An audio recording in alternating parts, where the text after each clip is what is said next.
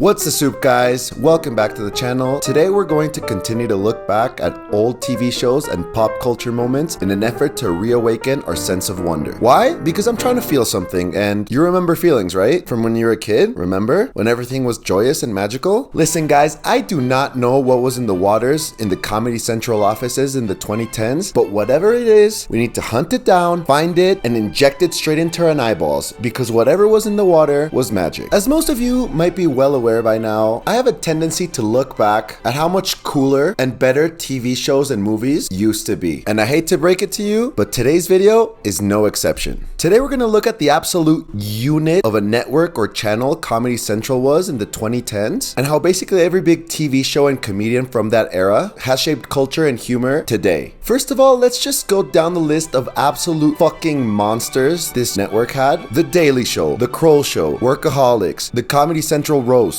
The Colbert Report, Key Peele, Drunk History, Broad City, Nathan For You, and Detroiters. I think it's fair to say that the 2010s were a time of immense change, both culturally and just numerically. We had another decade on our belts. And while yes, granted, nowadays, this decade and this time is looked back upon with a lot of cringe, disdain, and chagrin because of millennial influences that didn't quite stick the test of time. Like the stomp, holler, clap music genre that plagued the era and gets constantly stomped out right now. Alabama, Arkansas, I sure love my mom, pop. To the questionable fashion choices, the cringe tattoos, and the most infamous of them all, the man bun and beard combo. But what a lot of people seem to forget is that this was also a time where a lot of formalities kind of fell by the wayside. For example, wearing a suit and tie to work started becoming more and more uncommon. Bureaucratic formalities started being seen as more of an obstacle instead of a necessity, and young generation voices were starting to be taken seriously. And for that reason, TV started inching away from the big networks. People were just getting tired of the formulaic shows that the networks were just pumping out, and we wanted something that spoke to us and our weird generation. Something more creative and ironic that used the language of the internet, the thing we were constantly interacting with, and the vehicle that would eventually rot our brains. And it was that thirst for humor that resonated with us that gave way to SNL's Lonely Island, or more weird shows like With the Eric Andre Show on Adult Swim, The Impractical Jokers, or even just something as crazy as Conan going to TBS. But the thing that I think stands out the most as a product of the times is Comedy Central. And looking back at it right now, it's honestly admirable and super brave of them to take these huge swings in a time where network TV dominated everyone's eyeballs. Networks like CBS, ABC, NBC, Fox dictated how and what we consumed. And honestly, who can blame them? At the time they had juggernauts like The Office or Parks and Recreation or How I Met Your Mother, 2.5 Men, Modern Family, and most importantly, The Big Bang Theory. Bazinga.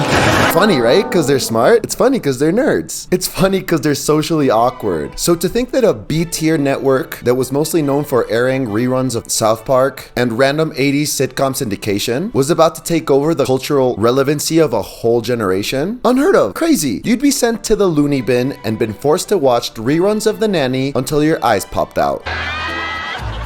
So let's just dive right in. First and foremost, I think the thing that everyone thinks about when they think of Comedy Central is the Comedy Central roasts. And let me tell you guys, these were huge cultural moments. This was like the Super Bowl for somebody like me who wasn't good at sports, but proudly considered himself the class clown. I feel like these roasts were a big reason why I ever even got into stand-up comedy in the first place. And they put a bunch of new comedians and smaller shows on everybody's radar. So it just seemed like the coolest event you could ever be invited to.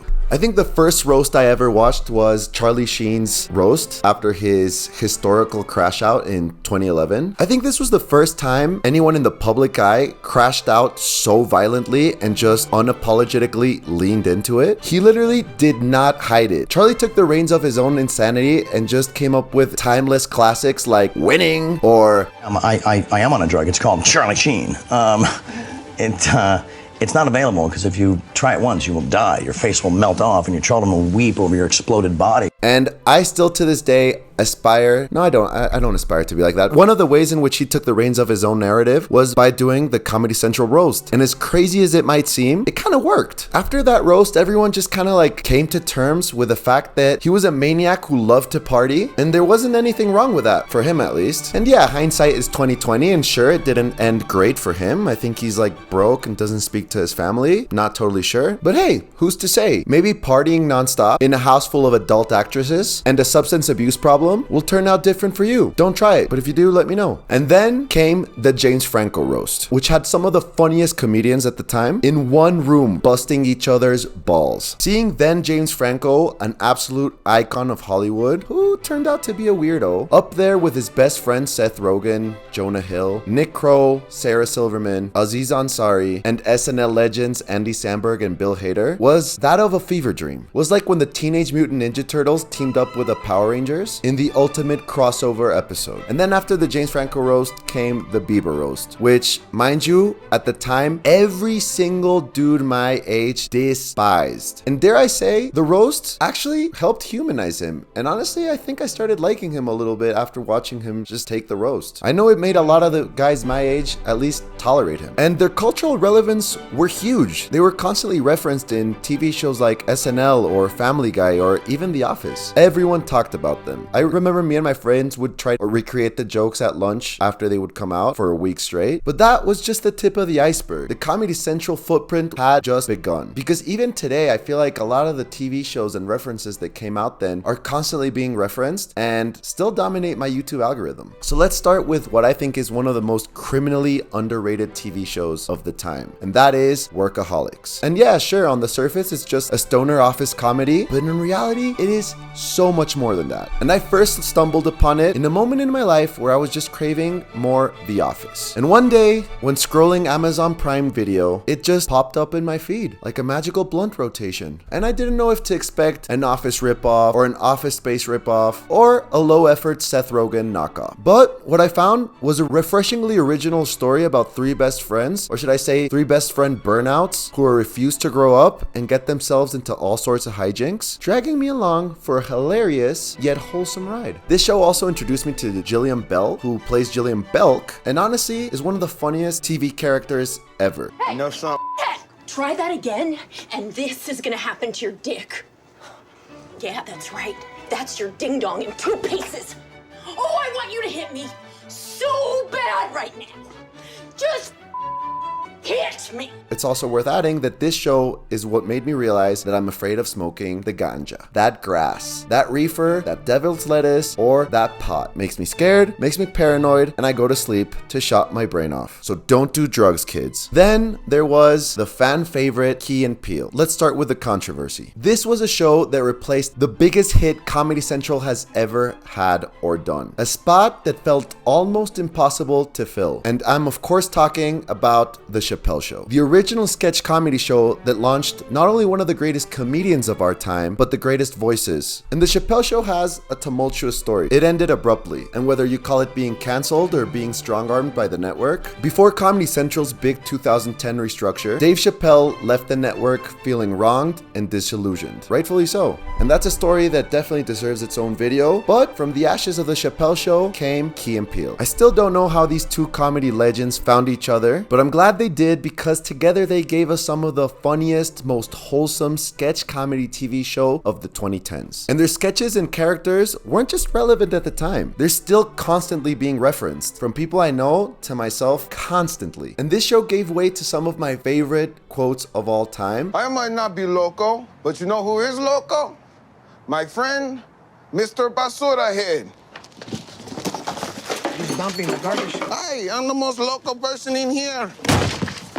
I'm a duck. I'm a crazy duck. I'm the most local in this group. Or when they go to the two restaurants and they're just like the same people and the same dish, but just put in different order, where it's like kebapi and chevapi. You have to have the kebapi. Kebapi is what you're going to have, okay? Oh, don't they serve that in the cafe across the street? No! Good decision, my friends! Now, it is time for you to try the real good food. Hilarious. Then, this crescendo buffet of legends was followed by none other This is Nathan for you. a show that launched a juggernaut of mockumentary-style, semi-scripted reality TV. It directly paved the way for Nathan's later, more ambitious work, like The Rehearsal, especially Season 2, which if you have watched, you can dimension how absolutely crazy insane this man's work was going to get. And Nathan For You felt like a natural evolution to Sacha Baron Cohen's work in the 90s and early 2000s with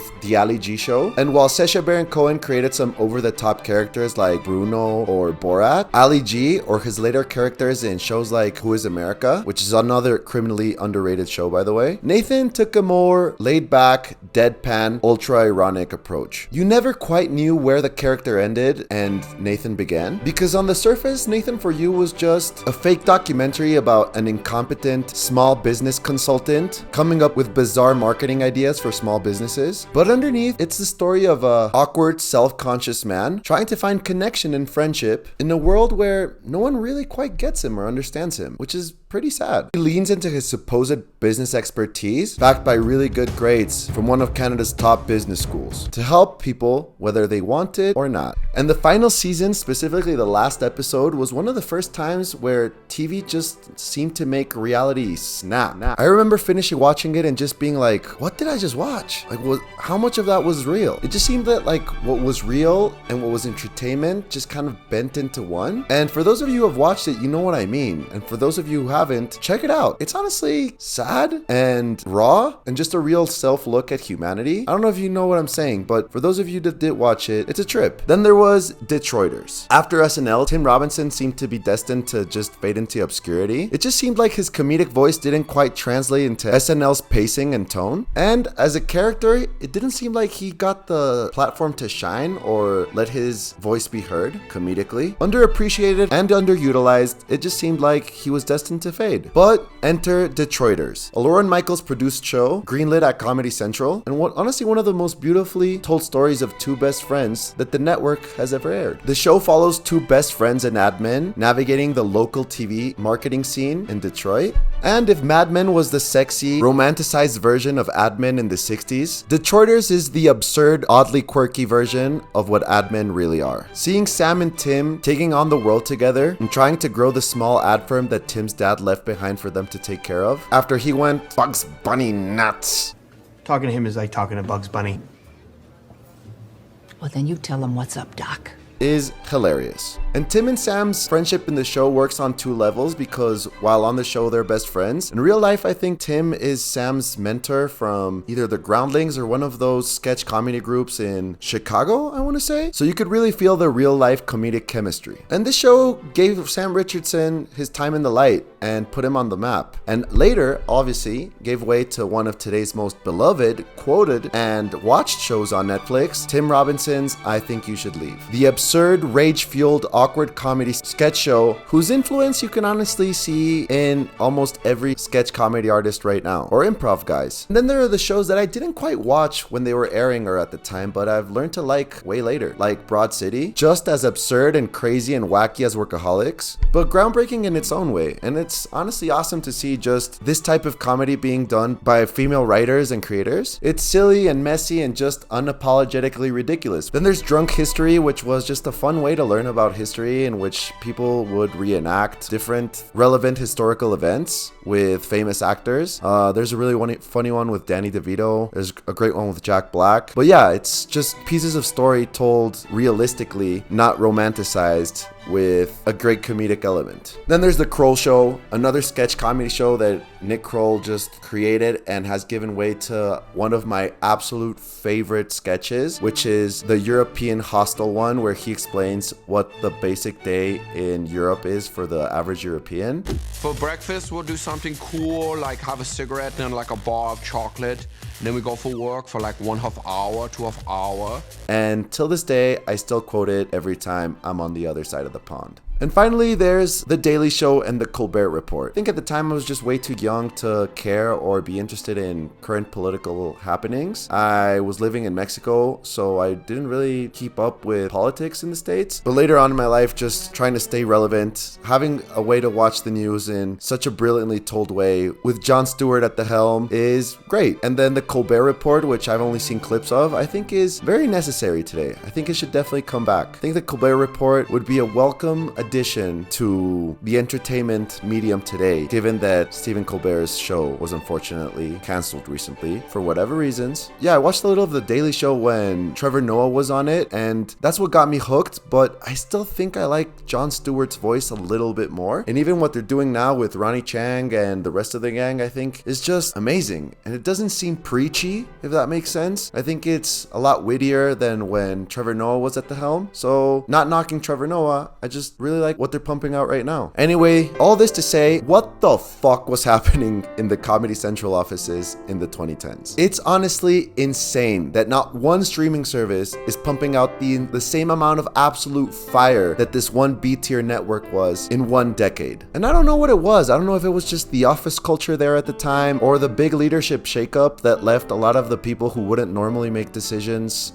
in charge before they were molded into the corporate box. But this was a masterclass in greenlighting shows. There was no formula, there was no numbers, no endless data, no algorithm, no AI chatbots, but just gut feelings of young creatives taking chances. And I think we're honestly doomed to see less and less of this happen. But hopefully if someone in power is by whatever miracle seeing this video, hopefully you remember this. Use this time as an example. There's also a lot of great shows that I didn't quite touch on. One that I want to touch on really quickly before I sign off is Portlandia. I think this is the ultimate marker of millennial comedy and humor. And I think it just tells the story of a generation in such an ironically funny way.